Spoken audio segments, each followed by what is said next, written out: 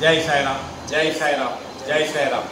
உலகெங்கிலும் இருக்கிற என்னுடைய சாய் சொந்தங்களுக்காக கூட்டு பிரார்த்தனை செய்வதற்காக வண்டலூர் வழித்துணை பாபா கூட்டு பிரார்த்தனை கோபுரத்திலிருந்து என்னை பெற்ற பெற்றோர்களுடைய வாழ்த்துக்களாலும் நான் வணங்குகின்ற எல்லா தெய்வங்களுடைய பிரதிநிதியாக இருக்கிற நம்முடைய சாய்நாதனுடைய பேரருளினாலும் உங்களுடைய பேராதரவினாலும் இவ்விதமான கூட்டு பிரார்த்தனைகளை வெற்றிகரமாக செய்வதற்கு முயற்சி செய்து கொண்டிருக்கிறோம்.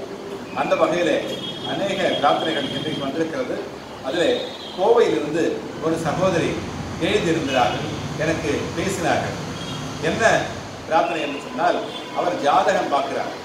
அவர் அஸ்ட்ராலஜி, பொதுவாகவே ஜாதகம் பார்க்குறவங்க நிறைய, அதாவது அதிகமான தொகையை வசூலிக்க மாட்டாங்க. ஏழைகள் வந்தால் கொஞ்சமாக தான் வாங்குவாங்க. நிறைய நம்ம பார்த்துருக்கிறோம். சில பேர் ஜாதகம் பார்க்கும்போது பணமே வாங்காமல் பார்க்குறாங்க. அதையும் நம்ம பார்க்குறோம். அவங்களுடைய திறமை, கற்ற கல்வி, அவங்களுடைய கலை, அது ஒரு பெரிய கலை, வேறு ஆற்றல். அந்த கலை இருந்தால்தான், அந்த ஞானம் இருந்தால்தான், அந்த கணக்கு போடுகிற அந்த வகை தெரிந்திருந்தால்தான் அதை அவர்களால் செய்ய முடியும். அந்த வகையில் அந்த சகோதரி ஜாதகம் பார்த்துருக்காங்க. அதில் கொஞ்சம் ஓரளவுக்கு வருமானம் வருது. அவங்க எதிர்பார்த்ததுக்கு அதிகமாகவே வருமானம் வருது. ஆனால் பிரச்சனை என்னென்னா, அவங்க கணவர் ஒரு தொழிற்சாலை வச்சுருக்கிறாங்க. அந்த தொழிற்சாலை மூலமாக ஏதோ கடன் அதிகமாகிடுது.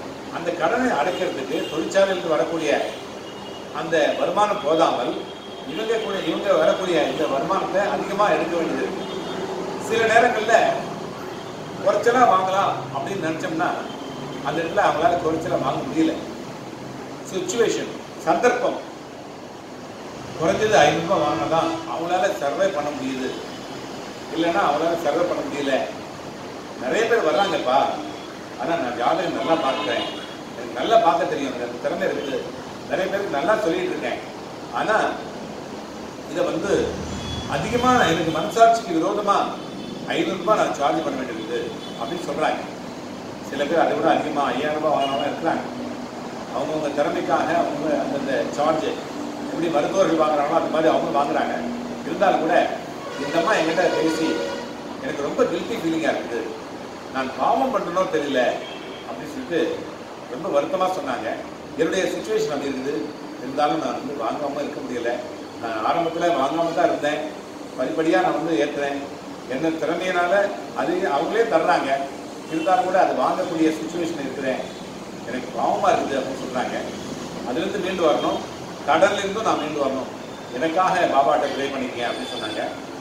இது பார்க்குற நீங்கள் கூட அந்த சகோதரி அவங்க நினைக்கிற மாதிரி குறைச்சலான சார்ஜ் வாங்குற மாதிரியும் அந்த கடல்லேருந்து மீண்டு வரக்கூடிய ஒரு வகையிலும் அவங்க வாழ்க்கையில் வரும் காலங்களில் அமையறதுக்காக நம்ம பிரார்த்தனை பண்ணிக்கணும். அடுத்ததாக ஒரு இளைஞர் பிரார்த்தனை பண்ணிட்டாரு. அவர் ஈரோடு சார்ந்தவர். அவருக்கு திருமணமாகி 3 மாதம் தான் ஆகுது. 3 மாதம் தான் ஆகுது. மனைவி அவர் பிரிஞ்சு போயிட்டாங்க. காரணம் என்னன்னா, அந்த இளைஞருக்கு கடன் இருக்குது. கடன் இருக்கிறதுனால அந்த அம்மா போயிட்டாங்க. அவங்க அந்த அம்மா போன உடனே தொடர்ச்சியாக எனக்கு தொலைபேசியில் பேசிக்கிட்டே இருக்காரு. நம்ம நிறைய யார் பேசினாலும் எடுக்கிறோம். அவர் பேசி எனக்கு சொல்கிறாரு, என்கிட்ட பணம் இல்லைன்றதுனால போயிட்டாங்க. என்கிட்ட எந்த குணம், நல்ல குணம் இருக்குது, ஆரோக்கியம் இருக்குது, அன்பு இருக்குது, எல்லாத்தையும் நான் தயாராக இருந்தேன். பணம் இன்னைக்கு வரும், நாளைக்கு போயிடும். ஆனால் பாருங்கள், ஒரு பழமொழி சொல்லுவாங்க, இல்லாதை இல்லாலும் வேண்டாள், ஈன்றெடுத்த தாய் வேண்டாள், செல்லாது அவன் வாயில் சொல் அப்படின்னு சொல்லுவாங்க. அவன் எதை சொன்னாலும், சபையில் சொன்னாலும் சரி, வீட்டில் சொன்னாலும் சரி, நண்பர்களிடத்தில் இருந்தாலும் சரி, பணம் இல்லைன்னா அவனுடைய சொல் எடுபடாது அப்படின்றதுக்காக இந்த சொல்லுவாங்க. அந்த மாதிரி அந்த நிலைமைக்கு நான் ஆளாகிட்டேன். தயவுசெய்து எனக்காக பிரார்த்தனை பண்ணிட்டு என்னுடைய மனைவி மறுபடியும் சேரணும், எனக்கு கடன்லாம் அடையணும், என்னுடைய வாழ்க்கையை நல்ல விதமாக துவங்கணும் அப்படின்னு சொல்லிட்டு அந்த இளைஞர் பேசும்போது நமக்கு மனசெல்லாம் ஒழிஞ்சு போச்சு. தயவுசெய்து இதை பார்க்குற, இதை கேட்குற நீங்களும் கூட அந்த இளைஞருக்காக பிரார்த்தனை பண்ணி மீண்டும் அந்த மனைவி அவரோட சேர்ந்து நல்ல விதமாக அந்த வாழ்க்கையை துவங்கணும். அதுபோல் மலேசியாவிலிருந்து ஒரு தாய் தொடர்ச்சியாக என்கிட்ட 1 மாதமாக பேசிக்கிட்டே இருக்கிறாங்க. பேசிக்கிட்டே இருக்காங்க, அழுதுகிட்டே இருக்கிறாங்க. என்ன பிரச்சனைனா, ஒரே மகன், உடல்நிலை சரியில்லாத ஒரு கணவர், ஏதோ சின்ன சின்ன வருமானம் கொஞ்சம் வந்துருக்குது. அந்த வருமானத்தை வச்சு வண்டியை ஓடிட்டு இருக்காங்க, வாழ்க்கை ஓடிட்டு இருக்காங்க. அந்த பையனுக்கு கிட்டத்தட்ட 26 வயதாகும்.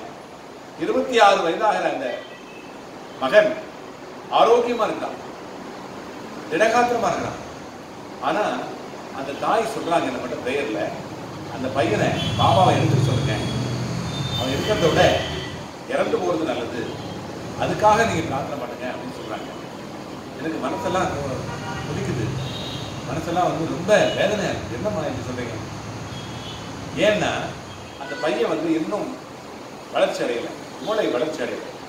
நல்லா இருந்தவன் தான், இதனால் வரைக்கும் நல்லா இருந்தவன் தான். திடீர்னு அவனுக்கு சிறு பிள்ளைங்க வாங்கக்கூடிய அந்த பொம்மை எல்லாம் வாங்கி, இந்த மாதிரி இந்த டாபர்மேன் பொம்மை, இந்த விளையாட்டு பொம்மைங்க, ஸ்பைடர்மேன் பொம்மைங்க, இதெல்லாம் பல ஆயிரக்கணக்கில் பெருந்தொகை செலவழிச்சு அப்பா கிட்ட அடிச்சு, அவர் உலுக்கி, அவர் குத்தி, அவர் சண்டை போட்டு பணத்தை வாங்கி போயிட்டு இந்த மாதிரி பொம்மைகளை வாங்கி ரூம் நிறைய குவிச்சு வச்சிருக்காங்க. லட்சக்கணக்கில் அந்த பொம்மைகளை குவிச்சு வச்சிருக்கான். பணம் தரலன்னா அடிக்கிறான், அப்பாவை அடிக்கிறான், அம்மாவை அடிக்கிறான், துச்சமாக பேசுகிறான். இப்போதான் பேசுறதே இல்லை, அப்பா அம்மாட்ட பேசுறதே இல்லை. பணம் தேவைப்பட்டா கொடு, இல்லைன்னா அடிப்பேன், இதுதான் பேச்சு, வேற எதுவும் பேச்சே கிடையாது. இப்படியா நடந்துகிட்டு இருக்கான். தொடர்ச்சியா எனக்கு 3 மாசமா 4 மாசமா இருக்குது. மருத்துவர்கிட்ட கொண்டு காமிச்சோம்னா அவனுக்கு மூளையில ஏதோ சரியில்லாமல், நரம்பு சரியில்லாமல் இருக்குது, அவன் அப்படிதான் இருப்பான், இன்னும் வெகு நாள் ஆகும் அதுல மீண்டு வரதுக்கு அப்படின்னு சொல்றாங்க. அதற்கான சிகிச்சைகள் எடுத்துக்க முடியல. இப்படியா கிட்டத்தட்ட ஒரு மாத கணக்கில் அந்த அம்மா என்கிட்ட பேசுறாங்க. இன்னைக்கு பேசி அவங்க சொல்லும்போது எனக்கு மனசெல்லாம் ரொம்ப ரொம்ப வருத்தமா இருந்தது. எனக்கு என் பையனை பாபா கிட்ட சொல்லி எடுத்துக்கோ சொல்லுங்க, அவன் இருக்கிறத விட இல்லாமல் இருக்கிறது நல்லது, அவ்வளோ தொந்தரவு பண்றான் எங்களுக்கு அப்படின்னு சொல்லிட்டு அந்த அம்மா சிவபக்தர், ரொம்ப அன்யோன்யமா, ரொம்ப எனக்கு சகோதரி மாதிரி அந்த அம்மா சொல்லும்போது எனக்கு மனசெல்லாம் கலங்கி போச்சு. தயவு செய்து இதை பார்த்து நீங்க எல்லாருமே அந்த தம்பியோட மனசு மாறி அந்த தாயோட பாசத்துக்காக ஏங்கக்கூடிய அந்த தாயினுடைய அந்த அந்த வார்த்தைக்காக, எதிர்காலத்திற்காக, இந்த ஒரே பிள்ளை அந்த அந்த நோயுற்ற அந்த தந்தையினுடைய அந்த அழுகையும், அந்த தாயினுடைய அழுகையும் கண்ணீரை துடைத்து பாபாவுடைய பாதார விந்தங்களில் வைத்த இந்த பிரார்த்தனை வெற்றிகரமாக நிறைவேறி, நம்முடைய பிரார்த்தனையின் மூலமாகவும் அது நல்ல விதமாக வெற்றி அடைந்து, அந்த பிள்ளை நல்ல விதமாக அந்த தாயிடத்திலே மறுபடியும் நல்ல விதமாக பேசி, அனைத்து பிள்ளைகளைப் போலவும் அந்த பிள்ளை அமைந்து, நமக்கு இந்த செய்தி அப்பா நல்லா ஆயிட்டான்னு சொல்லிட்டு எத்தனையோ பேர்கள் நமக்கு திருப்பி சொல்றாங்க. வெற்றிகரமான பிரார்த்தனைகளை நம்மிடத்துல மகிழ்ச்சியாக எழுதி போடுறாங்க, சொல்றாங்க. அந்த மாதிரி அந்த தாயும் கூட வெற்றி அடைந்தது என்கின்ற ஒரு செய்தியை நமக்கு சொல்ல வேண்டும் என்று பிரார்த்தனை செய்து கொள்வோம். இந்த விதமான பிரார்த்தனைகள் அத்தனையுமே வெற்றிகரமாக திகழ்வதற்காக அனைவரும் ஒருங்கிணைந்து பிரார்த்தனை செய்வோம். ஜெய் சாய்ராம், ஜெய் சாய்ராம், ஜெய் சாய்ராம்.